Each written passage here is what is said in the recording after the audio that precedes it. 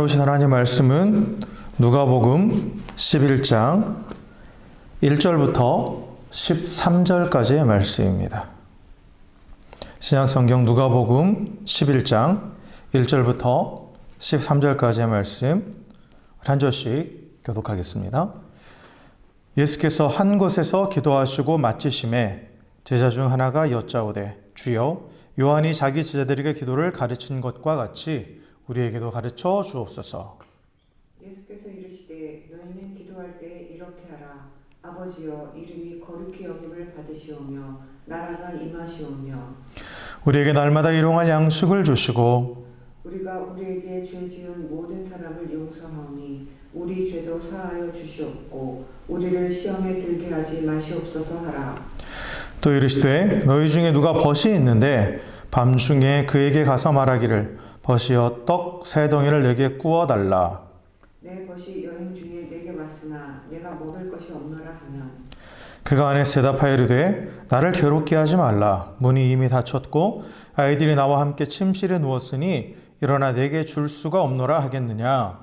내가 너희에게 말하노니 비록 벗됨으로 인하여서는 일어나서 주지 아니할지라도 그 간청함을 인하여 일어나 그 요구대로 주리라. 내가 또 너희에게 이르노니 구하라 그러면 너희에게 주실 것이요 찾으라 그러면 찾아낼 것이요 문을 두드리라 그러면 너희에게 열릴 것이니 구하는 이마다 받을 것이요 찾는 이는 찾아낼 것이요 두드리는 이에게는 열릴 것이니라. 너희 중에 아버지 된 자로서 누가 아들이 생선을 달라 하는데 생선 대신에 뱀을 주며 알을 달라 하는데 전갈을 주겠느냐. 함께 읽습니다. 너희가 악할지라도 좋은 것을 자식에게 줄 알거든 하물며 너희 하늘 아버지께서 구하는 자에게 성령을 주시지 않겠느냐 하시니라.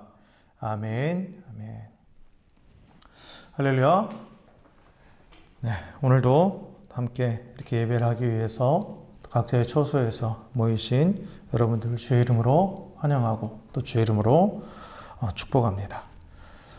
예, 우리가 지난 시간에 지난 주일에 그 요셉에 대해 살펴보면서 요셉의 삶이 형통한 삶이다라고 그렇게 우리가 함께 그 말씀을 나눴죠. 그런데 그때 그 형통이라는 개념이 내가 바라고 원하는 대로 모든 것이 다 그렇게 이루어지는 것, 세상적인 성공을 의미하는 것이 아니라 진정한 형통은 내 삶의 현장에서 하나님이 뜻하신 대로 하나님이 그리신 큰 그림, 그 큰 계획이 이루어져 가는 것, 그 안에 내가 그 하나님의 그 계획 가운데서 살아가는 것, 그것이 바로 형통이라고 말씀을 드렸죠. 그래서 하나님은 하나님의 백성과 또 그의 사랑하는 자녀와 함께 하셔서 그 하나님의 크고 놀라운 계획을 이루어 가신다라고, 그래서 형통한 삶을 이미 살게 하고 계신다. 이미 우리 안에 성령이 계시기 때문에 우리는 이미 형통한 자다라고 그렇게 말씀을 드렸습니다. 그런데 사실 우리 현실을 보면 솔직히 말씀드리면 저도 그렇고요. 우리가 하나님의 우리의 삶 가운데 큰 계획을 갖고 계신다는 것을 믿는다고 고백하지만 사실 다 모르죠. 잘 알 수가 없어요. 잘 보이지 않아요.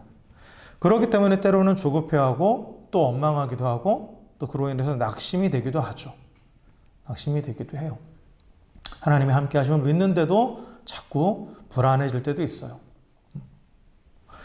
그렇다면 우리는 계속 이렇게 막연하게 하나님께서 큰 그림을 갖고 계실 것이니까 모든 것이 다 하나님 뜻대로 될 것이야 라고 막연하게 그렇게만 생각하고 살아야 되는가? 그 부분에 대해서 한번 우리가 좀 고민을 해봐야겠죠. 그런데 하나님께서는 우리 이러한 연약함을 너무나 잘 아시는 거예요. 그래서 우리가 그 하나님의 큰 계획을 우리의 육신의 눈으로는 볼 수 없는데 또 하나님께서 그걸 보여주시겠다라고 분명히 말씀하신 게 있어요. 크고 놀라운 그 하나님의 계획을 보여주시겠다고 말씀하셨는데 그게 바로 예레미야 33장 3절에 보면 내가 알지 못하는 크고 은밀한 일을 내게 보이리라 라고 하나님께서 그렇게 말씀하고 계세요. 그런데 이 하나님께서 우리에게 크고 은밀한 일, 그 하나님의 큰 계획, 큰 그림을 보여주신다고 말씀하셨는데 어느 때 우리가 그것을 볼 수 있느냐라고 했을 때 그 앞에 보면 너는 내게 부르짖으라. 내가 내게 응답하겠고 내가 알지 못하는 크고 은밀한 일을 내게 보이리라 라고 이렇게 말씀하고 있어요. 그러니까 하나님이 가지고 계신 크고 놀라운 그 비밀한 그 계획들을 우리 육신의 눈으로는 볼 수 없고, 그러나 우리는 그걸 믿고 나아가지만, 그러나 때로는 보이지 않는 것 때문에 실망하고 또 좌절하고 절망할 때가 있는데, 그런데 그러한 우리를 하나님은 그대로 내버려 두지 않으신다라는 거예요. 그리고 그 하나님의 크고 놀라운 길을 볼 수 있도록 우리에게 허락하셨다라는 거죠. 그게 어느 때냐? 기도할 때라는 거예요. 기도할 때. 그래서 우리가 기도할 때 하나님은 우리에게 당신이 갖고 계신 크고 놀라운 계획을 보여주십니다. 그래서 우리가 어떤 상황이 있다 하더라도 내 육신의 눈으로 봤을 때는 정말 모든 것이 꽉 막혀 있고 정말 실패한 것 같은 그러한 상황이 있다 할지라도 기도할 때 그 안에 숨겨져 있는, 그래서 그 상황을 통해서 이루고자 하시는 그 하나님의 놀라운 계획을 깨닫게 하신다라는 거죠. 그래서 우리가 그 안에서 형통한 자다라고 고백할 수 있도록 도와주신다라는 거예요. 그래서 우리가 항상 하나님이 나와 함께 하시고 또 하나님의 계획을 이루어 가신다라는 그 형통한 삶을 살아가고 있다고 고백하기 위해서는, 또 그 삶을 누리기 위해서는 어떻게 해야 되느냐? 기도해야 된다라는 거예요. 기도해야 된다라는 거죠. 그래서 그러면 어떻게 기도해야 되는가? 어떻게 기도해야 되는가? 어떻게 기도해야 우리가 그 하나님의 크고 놀라운 계획을 알면서 그 안에서 정말 형통함을 누릴 수 있는가라고 했을 때, 우리가 기도의 모본으로 우리에게 보여주신, 가르쳐주신 그 기도문이 있죠. 예수님께서 직접 가르쳐주신 기도문이에요. 그게 바로 우리는 주기도문이라고 하죠. 주기도문이라고 합니다. 그 주기도문은 마태복음 6장에도 기록되어 있고 오늘 읽은 이 누가복음 11장에도 기록이 되어 있어요. 그래서 하나님이신 예수님께서 직접 가르쳐 주신 거예요. 그렇기 때문에 우리가 어떻게 기도해야 되는가라고 했을 때 바로 이 주기도문의 내용과 그 이후에 나오는 우리가 어떠한 자세로 기도해야 되는가에 대한 예수님의 말씀을 가지고 그대로 우리가 기도해야 된다는 거죠. 그렇게 기도할 때 우리는 하나님의 크고 은밀한 일을 볼 수 있게 되고, 그래서 내가 하나님 안에서 형통한 자라는 확신을 가지고 어떤 상황에서도 흔들리지 않고 하나님의 뜻을 이뤄가며 살아갈 수 있다는 거예요. 그래서 오늘 우리 이 누가복음 11장 말씀, 이 예수님의 기도의 내용과 그리고 또한 어떻게 기도해야 되는지, 그리고 그 기도의 결과가 무엇인지 가르쳐 주신 이 본문을 통해서 우리가 정말 형통한 자로 살아가기 위해서 어떻게 기도해야 될지 한번 또 배워가는, 그리고 알아가는 그러한 시간이 되기를 축원합니다. 그래서 오늘 1절에 보면 예수님께서 이제 한 곳에서 기도하시는 장면으로 시작하고 있죠. 기도하고 있는 장면으로 시작해요. 그러니까 예수님은 항상 기도하셨죠. 그래서 기도는 예수님의 습관이고 예수님의 생활이었어요. 그래서 예수님께서 이 땅에 오셔서 하나님의 일을 감당하는 데 있어서 여러 가지 많은 상황들, 정말 힘든 상황들, 어려운 상황이 있었지만 끝까지 그 하나님의 계획 안에서 그 하나님의 뜻을 이루시는 그 형통함을 이루셨던 것은 바로 이 기도했기 때문이죠. 기도했기 때문이에요. 그래서 예수님은 이 기도하는 습관을 친히 제자들에게 보여주셨어요. 그래서 이 예수님이 어느 날 기도를 마치셨을 때 어떤 한 제자가 나오죠. 그게 바로 요한이에요. 요한이 예수님께 나와서 우리에게도 기도를 가르쳐 달라. 죄송합니다. 요한이 나온 게 아니라 제자 중 한 명이 나와서 세례 요한이 제자들에게 기도문을 가르쳐 준 것처럼 우리에게도 기도를 가르쳐 달라라고 지금 그렇게 요청하고 있습니다. 당시 랍비들은 자기들만의 그 기도하는 그런 그 틀이 있었어요. 그래서 어떤 랍비의 제자들은 그 랍비가 가르쳐준 그 기도문대로 기도를 했던 거예요. 그래서 요한도 그렇게 세례 요한도 그 제자들에게 어떻게 기도하라 하면서 그 기도문을 가르쳐 줬다라는 거죠. 그래서 예수님의 제자들도 예수님께 우리도 당신이 가르쳐주는 기도문대로 기도할 수 있도록 우리의 기도를 가르쳐 달라라고 지금 그렇게 요청하고 있습니다. 그래서 이제 예수님께서 이제 기도를 가르쳐 주시는 거예요. 그래서 우리가 이제 2절부터 13절까지가 쭉 이제 기도에 대한 가르침인데 2절부터 4절까지는 무엇을 기도해야 되는가? 그 기도의 내용을 가르쳐 주고 계시고, 그리고 5절부터 8절까지는 어떠한 자세로 기도해야 되는가? 기도의 자세에 대해서 가르쳐 주시고 그리고 9절부터 13절까지는 그럼 기도의 결과는 무엇인가? 한마디로 말해서 기도의 응답이 무엇인가에 대해서 예수님께서 가르쳐주고 계세요. 그래서 먼저 2절부터 4절까지 나오는 기도의 내용을 보면 이게 이제 우리가 흔히 주기도문이라고 하는 그런 기도의 내용이죠.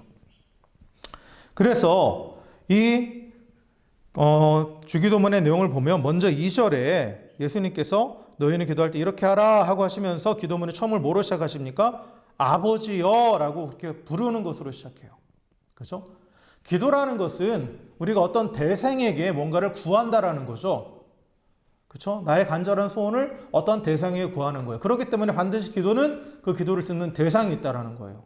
근데 우리가 기도하는 그 대상이 누구냐? 바로 아버지라는 거죠. 아버지.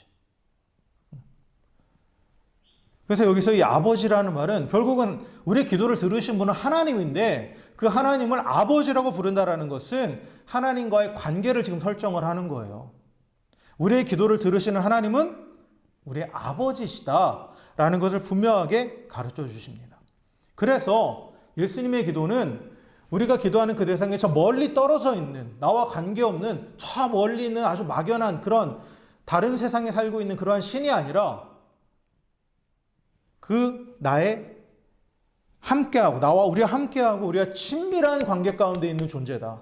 즉 아버지와 같은 존재다. 하나님은 바로 우리 아버지 되신다라는 것을 분명하게 가르쳐주고 있어요. 그래서 우리가 기도할 때 우리는 어떤 막연한 어떤 초월적인 대상을 향해서 막연한 초월적인 대상을 향해서 기도하는 게 아니라 나와 직접적인 관계를 맺고 계신 아버지와 같이 나와 친밀한 관계 안에 있는 그 하나님을 향해서 기도한다라는 것을 먼저 가르쳐주고 계시는 거예요. 그리고 나서 이제 기도의 내용들이 쭉 나오는데 먼저 기도의 내용이 보면 2절에 보면 이름이 거룩히 여김을 받으시오며 나라가 임하옵시며 라고 이렇게 얘기하죠. 그래서 하나님의 이름을 부르고 그리고 하나님을 위한 간구가 있어요. 여기서 이름이 거룩히 여김을 받는다라는 말은 한마디로 하나님의 영광을 구하는 거예요. 하나님의 영광을 구하는 거죠. 여기서 이름이라는 것은 어떤 존재의 실체를 나타내는 표현이에요. 그러니까 이름이라는 것은 어느 한 그냥 김명령이면 김명령 이걸로만 끝나는 게 아니라 이름을 부른다라는 것은 그 존재 자체를 표현하는 거죠. 이름은 그 존재 자체를 대표하는 표현이에요. 그렇기 때문에 이름은 그 존재의 실체를 나타내는 것이고 그래서 하나님의 이름을 거룩히 여긴다라는 말은 하나님을 거룩하게 여긴다라는 거예요. 하나님을. 그래서 거룩하게 여긴다. 거룩하게 여긴다라는 것은 하나님만을 가장 가치 있는 분으로 여긴다라는 거죠. 이 거룩이라는 말은 구별되고 완전히 분리된다. 완전히 다르다라는 의미를 가지고 있어요. 그래서 다르다라는 것은 다른 어떤 존재보다 더 초월적인 존재다라는 것을 의미해요. 그래서 하나님의 이름을 거룩히 여긴다라는 말은 하나님을 유일무이한 분으로 다른 어떤 것과는 비교할 수 없는 그러한 유일무이한 분으로 존중한다라는 뜻이에요. 하나님의 유일성을 강조하는 거죠. 그리고 그 유일하신 하나님은 온 우주 만물 안에 계신 분이 아니라 그것을 지으신 완전히 다른 존재다. 차원이 다른 존재다. 창조주이시다라는 것을 고백하는 거죠. 그래서 하나님의 이름이 거룩히 여김을 받으시라는 말은 유일하신 창조주 하나님의 존재가 세상에 드러나길 원한다라는 거예요. 온 세상에 하나님의 존재를 깨닫고 그 하나님을 인정하기를 원한다라는 거죠. 이걸 쉽게 표현하면 우리가 흔히 하는 표현, 하나님의 영광이 나타나길 원한다라는 거예요. 그래서 온 열방이 모든 만물들이 하나님을 보고 하나님의 영광을 보고 하나님께 영광을 돌리길 원한다라는 그러한 고백입니다. 자, 그런데 이 하나님의 영광, 그지만 하나님은 어떻게 나타나시느냐? 하나님의 영광이 어떻게 나타나시느냐? 바로 나라가 임하는 것으로. 하나님의 나라가 임하는 것으로 나타나는 거예요. 그래서 나라가 임한다라는 것. 나라라는 말은 어떤 용토적인 개념이 아니라고 그랬죠. 나라라는 개념은 통치의 개념이라고 그랬어요. 그래서 하나님의 나라가 임한다라는 것은 하나님의 통치가 이루어진다라는 거예요. 하나님의 통치가 실현되는 거죠. 하나님의 통치가 실현된다라는 것은 하나님이 원하시는 것과 실제 일어나는 일이 일치하는 거예요. 일치하는 것. 결국 하나님의 나라는 어떤 나라느냐? 하나님의 원하시는 것, 하나님이 뜻하시는 것, 하나님이 계획하신 모든 일들이 실제로 실현되는, 그 모든 것들이 일치되는 그러한 것이 바로 하나님의 나라라는 거죠. 그래서 이 땅 가운데에 온 우주 만물이 하나님의 뜻대로 다스리는, 하나님이 계획하시고 하나님이 또한 의도하신 모든 것들대로 이루어지는 그런 하나님의 나라가 실현될 때, 그때 그것을 통해서 뭐가 나타나는 거예요? 하나님이 나타나는 거예요. 그래서 유일하신 하나님, 유일하신 창조주 하나님의 존재가 세상에 드러나는 방법은 그 하나님의 통치가 실현되는 거죠. 그 하나님의 나라가 임하는 거예요. 그래서 하나님의 이름이 거룩히 여김을 받으시는 것과 하나님의 나라가 임하는 것이 연결되는 거예요. 연결되는 겁니다. 그래서 하나님의 나라가 임할 때 하나님의 유일하신 하나님, 그 거룩하신 하나님의 존재가 세상에 드러난다라는 거죠. 드러난다라는 거예요. 그런데 예수님의 기도는 이런 전 우주적인 하나님의 나라가 어디서 시작되는지를 또 가르쳐줘요. 하나님의 나라가 어디서 시작되느냐? 하나님의 나라는 여기 있다 저기 있다 하는 게 아니라고 그랬죠. 누가복음 17장 20절부터 21절에 보면 바리새인들이 하나님의 나라가 어느 때에 임하나이까 묻거늘 예수께서 대답하여 이르시되 하나님의 나라는 볼 수 있게 임하는 것이 아니요 또 여기 있다 저기 있다고도 못하리니 하나님의 나라는 너희 안에 있느니라 라고 말씀하세요. 하나님의 나라는 어디에 있다고요? 우리 안에 있다라는 거예요. 우리 안에. 결국 보세요. 온 우주적으로 하나님의 통치가 이루어지는 그 하나님의 나라가 이루어지기를 지금 간구하는데, 그래서 하나님의 영광이 나타나기를 간구하는데, 그 하나님의 나라는 어디서부터 시작되느냐? 한 사람 한 사람, 이 우리 안에서부터 시작된다라는 거예요. 시작된다라는 거죠. 그래서 이 뒤에 또 이어지는 이 간구의 내용을 보면 하나님의 나라, 하나님의 통치가 개인의 삶 가운데 이루어지기 위해서 필요한 것들을 구하고 있어요. 그래서 우리가 주기도문을 이렇게 분석해서 볼 때 첫 번째, 지금 여기서 하나님의 나라가 임하옵소서까지가 하나님의 영광을 돌리는 것이고, 그 다음에 우리 간구고 이렇게 우리가 분석을 하는데, 이게 따로따로 떼서 볼 게 아니라는 거예요. 따로따로 떼서 볼 게 아니라 하나님의 나라가 이루어질 때 하나님의 영광이 드러나는데, 그 하나님의 나라는 어디서부터 시작되느냐? 우리들 한 사람 한 사람에게부터 시작되는 거예요. 그래서 이것을 위해서 필요한 것을 간구하고 있어요. 하나님 앞에. 그래서 이제 3절부터 4절까지의 내용은 이제 이 개인적인 간구의 내용인데, 그 간구의 내용을 보면 첫 번째는 뭐를 간구합니까? 일용할 양식을 간구하는 거예요. 일용할 양식. 일용할 양식이라는 것은 오늘 먹을 거예요. 오늘 당장 필요한 거죠. 생존을 위한 필요를 의미해요. 그런데 일용할 양식을 구한다라는 것은 나의 생존이 하나님께 달려있다는 걸 고백하는 거죠. 그래서 일용할 양식을 구한다라는 것은 단순히 육신의 필요를 구하는 것이 아니라 이 안에는 어떤 의미가 있느냐? 하나님이 나의 공급자 되신다라는 걸 고백하는 거예요. 사실 예수님은 누가복음 12장을 보면 무엇을 먹고 마실까 입을까 고민하지 말고 그것들도 구하지 말라고 하셨어요. 하나님이 이 모든 것을 다 알고 계시기 때문에 다 알아서 때를 따라 채워주신다고 말씀하셨어요. 그렇다면 이 말씀과 지금 모순되잖아요. 일용할 양식을 구하는 것과. 그런데 이 일용할 양식을 구한다라는 말은 정말 어떠한 나의 필요를 구하는 것에 초점이 있는 것이 아니라 이것을 구함으로써 하나님이 나의 공급자 되신다라는 것을 고백하는 거예요. 고백하는 겁니다. 그런 의미가 있어요. 그래서 하나님이 나의 공급자 되시고 나는 그 하나님의 공급하신 가운데 살아가고 있다는 것을 선포하는 내용이에요. 선포하는 내용입니다. 그래서 우리 삶 가운데 하나님의 나라가 임한다라는 거, 하나님의 통치가 임한다라고 했을 때 통치자가 갖추어야 될 중요한 3가지 조건이 있는데, 그 중에 하나가 바로 자기 백성들을 먹여 살리는 거예요. 자기 백성들의 필요를 공급해 주는 거죠. 그렇죠? 그래서 우리가 우리 삶 가운데 하나님의 나라가 이루어진다고 했을 때, 하나님의 통치가 이루어진다고 했을 때 필수적으로 필요한 게 뭐냐? 하나님의 공급하심이 있어야 되는 거예요. 그래서 우리는 하나님께 일용할 양식을 구함으로써 하나님이 나에게 필요를 공급해 주시는 나의 통치자 되심을 또한 고백하는 거죠. 고백하는 거예요.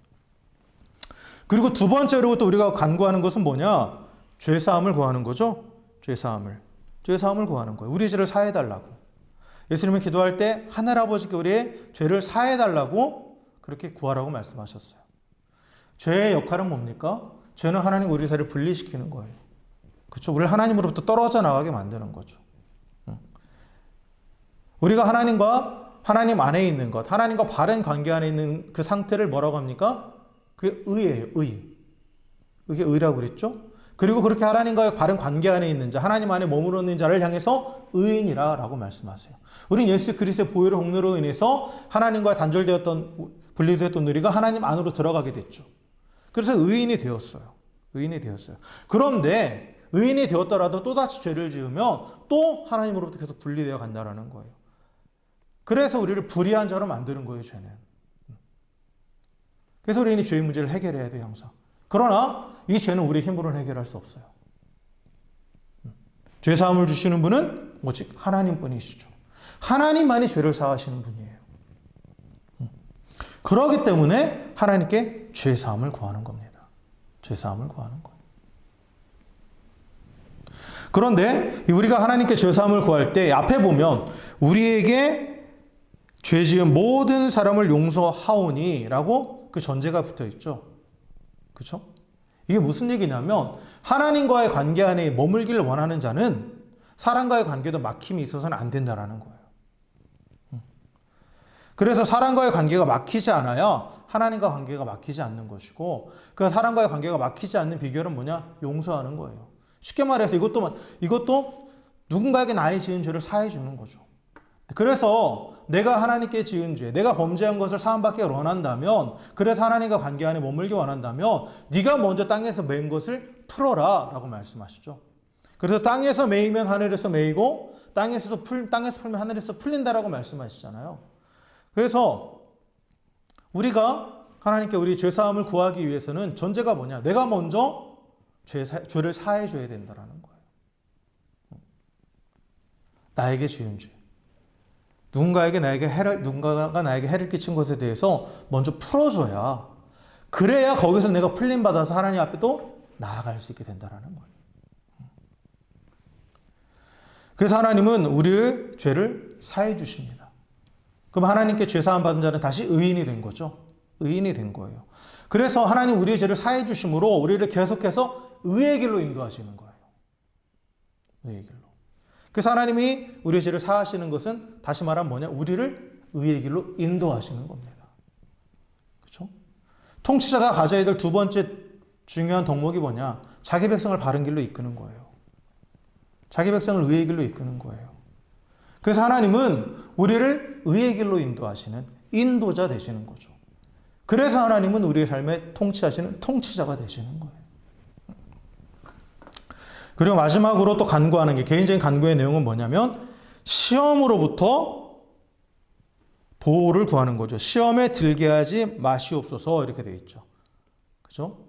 시험. 여기서 말하는 시험은 유혹을 의미합니다. 유혹. 유혹이라는 것은 하나님으로부터 오는 것이 아니라 사단으로부터 오는, 외부로부터 오는 위험이에요. 그래서 유혹의 목적은 결국 하나님을 떠나서 멸망의 길, 죽음의 길을 가게 하는 거예요. 그래서 이 유혹이 어떻게 우리를 멸망에 이르게 하느냐? 유혹과 나의 욕심이 만났을 때 그때 유혹에 빠지는 거예요. 그래서 유혹에 빠지게 되면 죄를 짓게 되고, 그래서 계속해서 멸망의 길을 향해서 달려가게 되고, 그 상태가 계속되면 결국은 죽음에 이르게 되는 그런 엄청난 결과를 낳게 되는 거죠. 그래서 우리는 하나님께 이 유혹으로부터, 이 유혹에 빠지지 않도록 지켜달라고 기도하는 거예요. 왜냐? 인간은 자신의 힘으로 이 외부로부터 오는 공격, 이 외부로부터 오는 유혹을 이길 수 없는 연약한 존재라는 거예요. 얼마 전에 말씀드렸듯이 인간은 에노스라고요. 처음부터 인간은 연약한 존재여서 하나님을 의지하지 않고 독립된 존재로 있었을 때는 유혹에 넘어갈 수밖에 없었죠. 사단의 유혹에도 넘어갔잖아요. 그렇기 때문에 항상 이 외부적인 공격을 보호해줄 존재가 필요한 거예요. 그래서 하나님께 보호를 요청하는 거죠. 하나님께 보호를 요청하는 거예요. 통치자가 가져야 될 중요한 세 번째 덕목은 뭐냐? 자기 백성을 보호하는 거죠. 보호하는 거예요. 자기 백성을 모든 위협으로부터 보호해주는 자가 통치하는 자죠. 통치자예요. 그래서 하나님은 우리를 모든 시험으로부터 보호해주시는, 그래서 생명의 길로 걸어갈 수 있도록 지켜주시는 통치자 되십니다. 그래서 이상으로부터 쭉 우리가 살펴볼 수 있는 것은 여기까지가 이제 예수님께서 우리가 가르쳐 주신 기도의 내용인데, 이렇게 기도하라고 하신 기도의 내용인데, 이 기도의 내용을 보면 한마디로 하나님의 나라가 임하여서 하나님의 영광 받기를 원한다고 선포하고, 그 다음에 우리 안에 하나님의 나라가 임할 수 있도록 하나님께서 우리에게 공급해 주시고 우리를 인도해 주시고 우리를 보호해 달라고 간구하는 거죠. 간구하는 거예요. 그리고 하나님께 우리의 공급과 인도와 보호를 구하는 것은, 다시 말하면 하나님이 나의 공급자 되시고 나의 인도자 되시고 나의 보호자 되신다라는 것을 또한 고백하는 거죠. 그래서 결국 예수님께서 가르쳐주신 이 주기도문을 통해서 우리가 알 수 있는 기도의 목적은 뭐냐? 기도의 목적은 뭐냐? 우리의 삶 안에 하나님의 통치가 실현되는 거예요. 하나님이 공급하시고 하나님이 인도하시고 하나님이 보호하시는, 즉 하나님이 다스리시는 그 하나님의 나라가 내 안에 실현되도록 그것을 위해서 우리가 기도하는 거예요. 그걸 기도하는 거죠. 그래서 주기도문이 가르쳐주는 중요한 기도의 목적은 하나님 나라입니다. 하나님 나라예요. 그리고 예수님은 우리에게 이렇게 기도하라고 말씀하셨죠. 이렇게. 그래서 하나님 나라를 구하고 그 하나님의 나라가 내 안에 성취될 수 있도록 기도하라는 거예요. 그것을 구하라는 거죠. 그래서 먼저 하나님의 아버지 되심을 고백하고 나의 아버지이시기 때문에 나의 기도를 들으신다라는 것을 확신하면서 그의 나라가 이 땅에 이루어짐으로 당신의 영광이 드러나기를 간구하고, 그래서 그 나라는 나의 안에서부터 시작된다는 것을 알고, 그래서 내 안에서 하나님께서 공급하시고 인도하시고 보호하시는 통치자 되셔서 내 삶을 통해서 하나님의 나라가 이루어지고 또한 그것을 통해서 하나님의 나라가 계속해서 세워져 가기를 구하라 라는 거죠. 그리고 결국 내 삶의 모든 현장 가운데서 하나님이 뜻하시고 하나님이 계획하신 그 모든 것들이 성취되는 것을 뭐라고 했죠? 이게 바로 형통이에요. 형통이죠. 그래서 기도가 형통의 비결입니다. 우리가 기도하는 자가 지속적으로 하나님의 형통함을 누릴 수 있는 거예요. 자, 그렇다면 이제 계속해서 예수님께서 우리에게 가르쳐 주시는 5절부터 8절의 내용을 보면, 그럼 우리가 어떠한 자세로 기도해야 되는가? 라고 했을 때 예수님께서 이제 한 가지 또 비유를 말씀하시죠. 한밤중에 갑자기 친구가 예고 없이 찾아와가지고 떡을 달라고 막 부탁을 하는 거예요. 근데 당시 서민들은 사실 이 한 지붕 아래에서 한 방 안에서 단칸방 생활을 했어요. 서민들 같은 경우는. 그렇기 때문에 온 가족이 한 방에서 자요. 그래서 사실 한밤중에 누가 찾아와서 이렇게 문을 두드리는 건 엄청난 실례긴 하죠. 엄청난 실례긴 해요. 그렇다고 해서 친구가 그렇게 부탁하는데 내가 떡이 있음에도 돌려보낼 자는 없다라는 거예요. 번거롭고 귀찮아서 돌려보낼 자는 없다라는 거죠. 왜냐하면 친구가 찾아온 거잖아요. 친구라는 건 뭐예요? 서로가 서로를 영접해주고 또 환대해야 줄 의무를 가지고 있는 거예요. 그렇죠? 그래서 친구이기 때문에 당연히 그렇게 해야 된다라는 거고, 그러나 친구가 아니다 할지라도 이 비유의 내용을 보면 친구가 아니다 할지라도 그냥 돌려보내기는 어렵다라는 거예요. 왜냐하면 당시 그 유대인의 그 가옥들이 보면 따닥따닥 붙어있어서 옆집에서 무슨 소리가 나는지 다 들려요. 그러니까 한밤중에 누군가 내 집에 와서 빵을 달라고 하는 그 소리가 옆집 사람들도 다 듣는다라는 거죠. 듣고 있다라는 거예요. 그런데 내가 그 친구의 그 요청을 거절한다 라고 했을 때 당시의 문화로는 손님을 무조건 환대하는 거거든요. 집에 찾아온 손님은 절대로 돌려보내지 않는 거예요. 그래서 아브라함도 보면 유목민들의 그 특징이 보면 손님이 찾아왔을 때 무조건 환대해줘요. 환대해주는 겁니다. 그게 계속 내려왔던 거죠. 당시 중동 지방에는 다 그랬어요. 그렇기 때문에 만약에 누군가가 나에게 정말 급해서 그 필요를 요청했는데 그걸 거절하고 돌려보냈다. 그러면 이 사람의 명예는 땅에 실추되는 거예요. 그 소문이 바로 온 동네에 퍼지는 거죠. 퍼지는 거예요. 그래서 친구 관계가 아니더라도 손님이라 할지라도 정말 이 요청할 때, 이 간청하는 태도에 대해서는 절대 거절하지 못한다라고 그렇게 말씀하시죠. 그래서 우리가 기도할 때 어떻게 해야 되느냐? 끈기 있게 간청하라는 거예요. 끈기 있게 간청하라는 거죠. 근데 여기서 우리가 오해해서 안 되는 게 하나가 있어요. 뭐냐면 내가 끈기 있게 간청한다고 해서 내 뜻을 관철시킨다. 내 뜻대로 무조건 이루어달라라고 하는 것이라는 그런 의미가 아니에요. 우리가 끈기 있게 기도한다고 했을 때 그러면 내가 원하는 대로 모든 게 이루어질 때까지 기도한다? 이런 의미로 생각하는데 그게 아니라는 거예요. 여기서 끈기 있게 간청한다라는 것은 주님의 권능을 절대적으로 의존하는 기도고, 그리고 실제적인 필요를 주께서 책임져 주실 것을 믿음으로 고백하는 기도고, 그리고 설사 눈앞에 전개되는 상황이 내 기도와는 다를지라도 하나님의 신실하심을 믿고 포기하지는 기도를 의미하는 겁니다. 여러분 착각하지 마세요. 오해하지 마세요. 끈질기게 기도한다고 해서 내 뜻을 무조건 관철시키려고 하는 기도는 그건 잘못된 기도의 태도예요. 근데 분명한 하나님의 응답에 대한 확신이 올 때까지, 비록 내 뜻과 다르고 내 생각과 다르다 할지라도 이게 하나님의 응답이구나라는 그런 확신이 올 때까지 기도하라는 거죠. 끈질기게.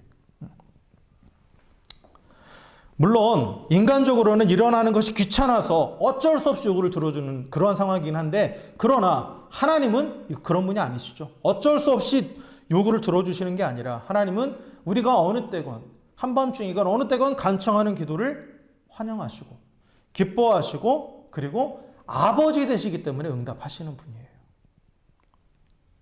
근데 하나님도 당신의 이름의 거룩한 명예를 위해서 자녀의 요청에 귀를 기울이고 응답하시는 거죠. 모세가 그걸 잘했잖아요. 모세가 하나님 앞에 기도할 때 하나님의 이름의 영광을 위해서, 하나님의 명예를 위해서 간구했어요. 그렇다고 자기 뜻을 주장한 건 아니에요. 하나님이 뜻이 이거였지 않습니까? 그러면 그 하나님은 당신의 뜻대로 성취하시는 분이시지 않습니까? 그렇기 때문에 그 뜻대로 이루어 주옵소서라고 기도했죠. 그렇게 간청했을 때 하나님은 모세의 기도를 들어주셨죠. 그래서 우리는 하나님 앞에 간청하는 기도, 끈질기게 기도해야 된다 라고 예수님께서 말씀하세요. 그리고 나서 이제 9절부터 13절까지 그러면 기도의 결과가 무엇인가에 대해서 우리 가르쳐 주시죠. 기도의 결과는 한마디로 응답이죠. 기도의 응답이란 무엇인가 라고 했을 때 구하는 이가 받는 것이고 찾는 이가 찾는 것이고 두드리는 이에게 열린다 라고 말씀하셨죠. 이게 바로 응답을 받는다라는 의미예요. 그런데 여기서 구하라, 찾으라, 두드리라 라는 이 동사는 모두 명령법 현재 시제예요. 그러니까 한 번 구하고 한 번 찾고 한 번 두드리고 이걸로 끝이 아니라 계속해서 구하고 계속해서 찾고 계속해서 두드리라는 의미예요. 앞에서 말하는 간청하는 거예요. 그러면 어떻게 된다? 반드시 응답받는다라는 거예요. 간청하는 기도 안에 어떠한 중요한 요소가 있냐면 인내예요. 참고 견디며 계속해서 구하는 것. 그렇게 인내함에 들은 기도는 반드시 응답받는다라는 거죠. 그런데 여기서 우리가 분명하게 알아야 될 게 있어요. 우리의 기도가 응답받는 것은 내가 간청했기 때문이 아니라는 거예요. 내가 열정적으로 기도했기 때문이니까 아니라는 거예요. 그 기도가 응답받는 이유는 뭐냐? 하나님이 우리의 아버지 되시기 때문이라는 거예요.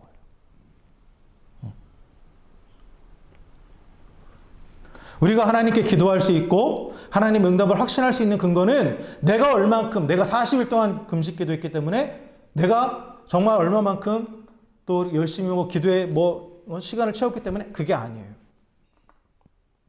그건 나의 공로죠, 그렇게 되면. 그렇잖아요. 기도의 응답은 하나님의 은혜거든요. 하나님의 은혜예요. 근데 내가 열심히 기도해서 응답받았다. 이거는 내 기도가 내가 기도한 어떤 분량이나 내가 생각하는 어떤 그 기도에 대한 그러한 절대시나 이런 총량이나 이런 것들이 공로가 돼버린 거죠. 그건 잘못된 개념이에요. 하나님 우리 기도를 응답하시는 이유는 하나님이 아버지시기 때문에 그런 거예요. 아버지시기 때문에. 또한 우리가 하나님의 응답을 확신할 수 있는 이유는 뭐냐? 하나님은 전능하시기 때문에 그런 거예요. 전능하시기 때문에 그런 거죠.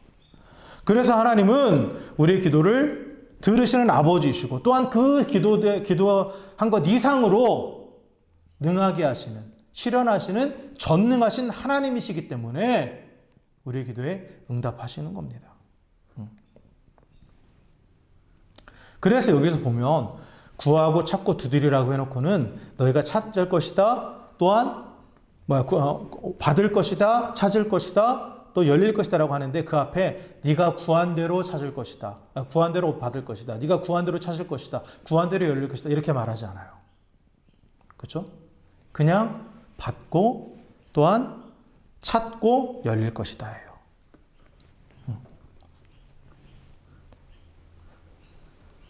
근데 여기서 강조되는 건 뭐예요? 반드시 응답하신다 예요. 반드시 응답하신다라는 거죠. 내가 예상했던 것과는 다르지만 다를 수도 있어요. 그러나 확실한 것은 우리가 믿음을 가지고 인내하며 계속해서 기도할 때 하나님 반드시 응답하신다라는 거예요. 그래서 그 응답이 어떤 것이냐에 대해서 뒤에서 얘기하죠. 하나님은 뭐다? 좋은 것을 주신다. 하나님 응답은 뭐다? 좋은 것이에요. 내가 구한 것, 내가 구해도 좋은 것을 주시는 거고, 내가 찾아도 좋은 것을 주시는 거고, 내가 두드려도 좋은 것을 주시는 거예요. 내가 구한 대로, 찾은 대로, 두드린 대로가 아니라. 사실 우리는 내게 가장 좋은 것이 무엇인지 몰라요. 난 안다고 생각하지만. 이거 여러 번 말씀드렸죠. 여러분의 자녀들은 자신들에게 진짜 필요한 게 뭔지 모르죠. 그런데 눈앞에 보이는 거, 당장 내게 눈앞에 보기 좋은 것을 찾고 달라고 그래요. 그게 나한테 가장 좋은 걸로 착각하죠. 근데 부모는 알죠. 부모는 알아요. 이 아이에게 가장 좋은 것이 무엇인지 알아요. 그리고 지금 구하는 것이 그에게 오히려 해가 된다는 것도 알아요. 때로는. 그렇기 때문에 주지 않죠. 그리고 더 좋은 것을 줘요. 근데 더 좋은 것을 줘도 그때는 몰라요, 또 자녀는. 이게 나한테 더 좋은 것이라는 것을. 마찬가지입니다. 하나님의 응답도 더 좋은 것을 주시는 거예요. 가장 좋은 것을 주시는 거예요. 그러나 우리는 그때는 몰라요. 그때는 모릅니다. 그래서 기도의 응답은 내가 원하는 대로 이루어지는 것이 아니라 하나님께서 내게 가장 좋은 것을 주시는 거예요. 그리고 구체적으로 가장 좋은 것이 무엇이냐? 성령이라고 말씀하시죠? 성령을 주신다. 성령은 하나님의 영이에요. 그렇죠? 성령을 주신다는 말은 뭐예요? 우리에게 가장 좋은 것이 뭘까요? 하나님이 나와 함께 하심이죠. 하나님이 나와 함께 하심이에요. 아버지 되시고 전능하신 하나님 나와 함께 하셔서 함께 하신다는 것은 그 안에 뭐가 있어요? 계속해서 공급해 주시고 계속해서 인도해 주시고 계속해서 보호해 주신다는 거예요. 그게 가장 좋은 것이죠. 일회적으로 내가 원하는 것을 주시는 게 아니라는 거예요. 그래서 성령께서 우리 안에 계셔서 하나님의 뜻을 깨닫게 하시고 또한 그 뜻대로 순종하면서 살아갈 수 있도록 이끌어 주시는 거죠. 그래서 기도할 때 결과적으로 우리에게 주시는 그 가장 좋고 성령을 통해서 우리는 그걸 보게 되는 거예요. 하나님의 크고 놀라운 비밀을 보게 되는 거죠. 그리고 그 뜻 안에 거할 수 있도록 또 성령께서 능력을 주시는 거예요. 그래서 어떻게 합니까? 형통하게 되는 거죠. 형통하게 되는 거예요. 그래서 우리는 기도를 통해서 하나님의 뜻을 알고 하나님의 뜻에 나를 맞춰갑니다. 그리고 그 뜻에 순종함으로 하나님의 다스리심 안에 들어가는 거예요. 그럴 때 어떤 일이 일어나요? 나의 삶의 현장과 하나님의 뜻이 일치되는 하나님 나라가 임하는 거죠. 그리고 그것이 뭐예요? 그게 바로 형통입니다. 그게 바로 형통이에요. 그래서 우리가 기도할 때 하나님이 주시는 그 형통함을 누리게 된다라는 그 이유가 바로 여기 있는 겁니다. 우리가 지난 시간에 요셉에 대해서 얘기할 때도 형통의 유일한 조건은 뭐라고 그랬어요? 하나님이 함께 하심이라고 그랬잖아요. 하나님이 함께 하시면 형통하다라고 그랬잖아요. 결국 하나님이 함께 하신다는 건 하나님의 통치가 이루어진다라는 거고 그 통치가 이루어지는 그 하나님의 나라가 임하는 것이 형통이다. 기도의 결과 성령께서 우리 가운데 임하셔서 함께 하셔서 우리에게 공급해 주시고 인도해 주시고 보호해 주신다. 통치하신다라는 거예요. 그래서 결국 형통한 삶의 비결은 기도죠. 기도입니다. 말씀을 정리하겠습니다. 지금까지 예수님이 가르쳐주신 기도에 대해서 살펴봤습니다. 예수님이 가르쳐주신 기도의 가장 중요한 목적은 그리고 가장 중요한 초점은 뭡니까? 하나님 나라예요. 하나님의 통치가 이루어지는 그 하나님의 나라가 임하는 것입니다. 그래서 하나님께서 보여주시는 크고 놀라운 비밀이 바로 이 하나님의 나라예요. 기도할 때 우리는 그것을 깨닫게 되는 거죠.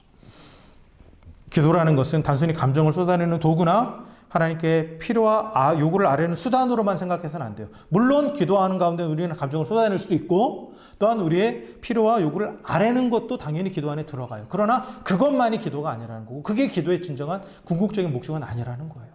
그 모든 것들을 통해서 궁극적으로 목적하는 바는 뭐냐? 하나님의 나라가 우리 안에 이루어지고 그러므로 인해서 또 이 땅 가운데 하나님의 나라가 이루어지고 결국은 그래서 하나님의 영광이 드러나는 것이에요. 그게 바로 기도를 통해서 누리는 형통한 삶이라는 거죠. 그래서 우리는 먼저 하나님이 나의 아버지 되심을 고백합니다. 기도할 때. 그리고 그 하나님의 영광이 드러날 수 있도록 그 하나님의 통치가 이루어지는 그 하나님의 나라가 임하도록 간구하는 거예요. 이를 위해서 먼저 내 삶이 하나님의 나라가 될 수 있도록 나의 삶의 통치가 하나님의 통치가 구체적으로 나타날 수 있도록 공급하심과 인도하심과 보호하심을 구하는 겁니다. 그리고 우리가 하나님이 나의 기도를 들으시는 좋으신 아버지 되심을 믿고 인내하며 끈질기게 간청하며 기도할 때 하나님은 반드시 응답하십니다. 그래서 가장 좋은 것을 주셔요.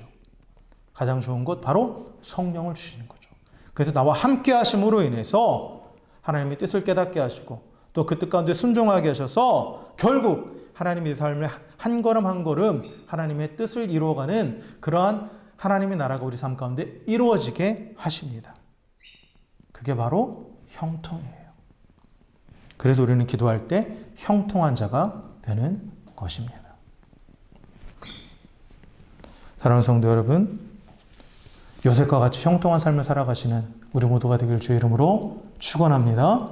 이를 위해서 우리 예수님께서 가르쳐 주신 대로 기도함으로 날마다 하나님의 공급과 인도와 보호하심을 받는 그런 하나님의 나라를 먼저 내 안에서 살아가고 또한 그러함으로 이 땅 가운데 또 하나님의 나라를 세워가는 그래서 하나님의 나라의 일꾼으로 쓰임받는 진정한 형통한 삶을 살아갈 수 있는 우리 모두가 되기를 다시 한번 주의 이름으로 간절히 축원합니다.